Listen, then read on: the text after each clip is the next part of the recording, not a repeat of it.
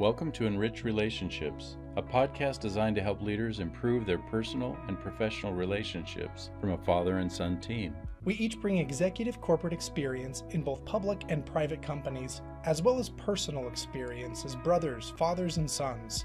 I'm Dax Rich. And I'm Larry Rich, and together we discuss different leadership skills and concepts that will help you at work and at home.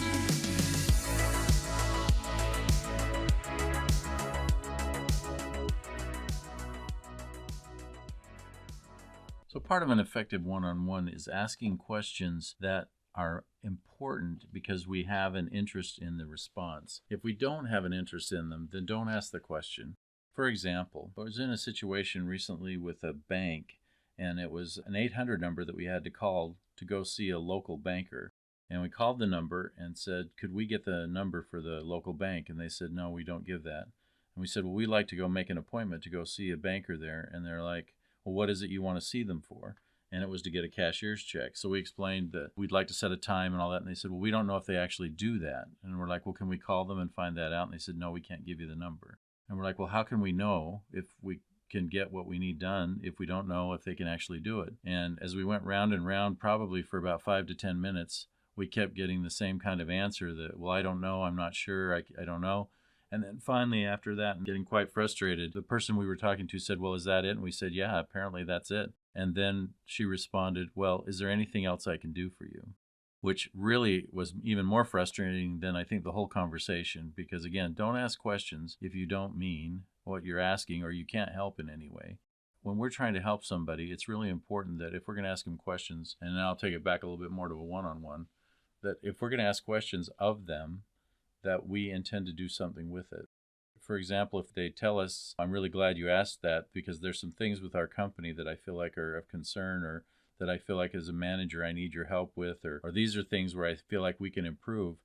If we really aren't interested in what they have to say, or we have no intention of dealing with that, the worst thing that can happen is either we ignore them, or in the next time we have our one-on-one, we bring it up again and say, hey, I remember you mentioned this, and I just wanted to let you know that I'm still working on that. I haven't really asked any questions yet, but I haven't forgotten that. Because sometimes as managers, it's easy to write things down so that we can follow up in a one-on-one, but if we don't actually do anything with it, then that communicates probably a more powerful message that we really didn't care about the question than we really did. So it's really important. Don't ask any kind of a question that you don't have an intention of following up on or responding to. As we were talking about this episode and preparing for it, I was thinking about experiences I've had where in leadership development, I've had the opportunity to sit in on one-on-ones between a manager and an employee, apart from just conducting them myself. And some of the common traits that I've seen in one-on-ones is the manager may not feel confident in resolving the situation like we're talking about. So they do one of two things. One, they just simply don't ask a question and they don't even say, how can I help you? Or two, when they do say it, to your point, the person will say, well, actually, I've got some feedback for the company, or I'm struggling with this, so on and so forth. And the manager sweeps it under the rug, or they say, yeah, okay, great. I'll get back to you on that. And then they never get back to them on that. It's simply because they want to move on and save face. And I find a lot of that comes back to confidence. So I think the first thing I share with folks from my experience with this topic is be confident that even if you don't think you can find the answer, there's tons of resources out there, whether it's at work or at home, with social media, with lots of government websites, just so many ways that we can find answers for people, even if we ourselves don't have that answer. We don't have that response or capability in our own hands. There's lots of ways to help people. So the first thing I share is just be brave and ask the question, no matter what. And that question can be, what do you need from me? What can we do better as an organization? What can I do better as a leader, as a person, as a friend? And then be willing to act on it. And again, that's the second piece there that I find with folks is they brush it under the rug, the actual response to that question. And so what I share for that is instead of brushing it under the rug and saying, oh, well, that's just not something I can tackle, or maybe they bit off more than they thought they could chew. Again, just taking a quick example of a manager asking, how can the company improve? And then the employee saying, well, you know what? We could get rid of mandatory overtime. That really is the worst. And the manager just thinking, well, there's no way I could do that. I can't go up to the CEO and say, get rid of this. So they just brush it under the rug. instead of approaching it that way, I encourage that leadership bravery of saying, you know what, that's just not something that we can do, or that's not something that I'm able to do. However, here's what we can do. And maybe that's passing up the feedback at the least. Maybe it's looking for new ways to restructure somebody's schedule, or maybe it's even just empathizing with them and it's saying, you know what, that's just not possible. But I understand how frustrating that is. Help me understand what else about that we can do to help you. I just think that there's so many ways that we as leaders and people can help. That doesn't just have to be fixing everything, and we don't need to be the hero of every situation. And when we ask a question, it doesn't have to be that we have the perfect answer or we have the right answer every time. But having the bravery and the courage to say, you know what, let me look into that and I'll get back to you. Or, you know what, that's not possible for X, Y, and Z, but still seeking to build that relationship and seeking to empathize with that person and meet them where they're at. That's how those leaders are able to really be successful in asking a question like that. To another tool that can be really helpful so that we don't ask things and then not mean it or ask it without sincerity. I found it's really helpful to have a sheet with each one of my employees that lists obviously their name, but it includes their spouse, their children, if they have grandchildren. If I ever ask them about names, their birth date, any of those kind of things, that I write that down. And then when I talk to that person in their one-on-one, most of these are virtual, then I'll look at that sheet and I can say, hey, how's your wife doing? And call her by name and make sure I say her name right. And if somebody had surgery and it's not that I'm trying to delve into personal things, but a lot of times people, if I do that, will share things.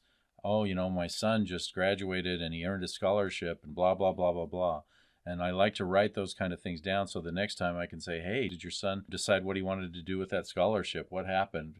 Because if they throw things out like that, or we ask about those kind of things, and then, oh, what's your wife's name again? Or, oh, I'm so sorry, I forgot it was your birthday, after someone tells us, my birthday's in 2 weeks.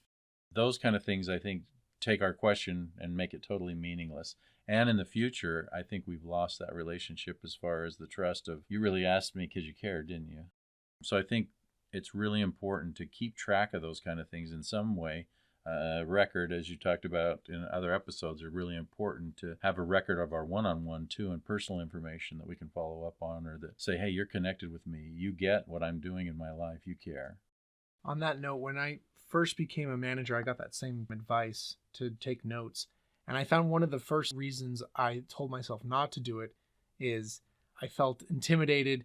Like you said, I didn't want to seem like I was diving into their personal lives. And I felt uncomfortable. But then I just quickly learned, if I just said to that person, I'd like to ask you about your family, in that very first meeting when you're meeting someone, I'd like to ask you about your family, your wife's name, spouse's name, husband's name. And I'd like to take some notes if that's okay. So I'm going to pull out a piece of paper or open up this Word document. If you see my eyes moving, I'm just taking some notes. Is that okay with you? I found that always was received really well. One, because then they knew I actually was taking notes and they knew that I cared. But two, then I just was able to overcome that hurdle or that obstacle of feeling like I was diving into personal information because I was just stating my intentions up front and people felt comfortable that way. So I totally agree with what you said. That's always served me well as a leader or even as a coworker. On my new team that we just joined a couple of months ago, we all came from very different backgrounds, from all different parts of the world. And we all had a lot of tenure in our company. So it felt a little strange to be starting over and trying to get to know each other when we've been in our teams for a long time and we were well set in our ways. And so starting over or starting from the beginning, it felt a little strange to say, okay, well, tell me everything about you when we'd been in our roles for so long. But by doing that and having a plan, writing out those notes, I found an improvement in our relationships. It's so much easier to reach out in Slack or Teams or whatever communication we use and say, I know it's your birthday, or I know your daughter is having a recital. Good luck, whatever that is. It really strengthens that relationship, and it's just served to improve one-on-ones, but also normal communication. So really important to really make sure when we ask a question, there's a reason why we're asking it, and then following up with that. Thank you for tuning into today's episode, and be sure to check out our other episodes where we explore additional ways to enrich your relationships at work and with your family. Before you take off, we invite you to subscribe and share what you liked from this episode with friends, colleagues, and family. Take a moment and share feedback and suggestions with us directly at enrichrelationshipspodcast@gmail.com. Lasting change comes from enriching your relationships both at work and at home.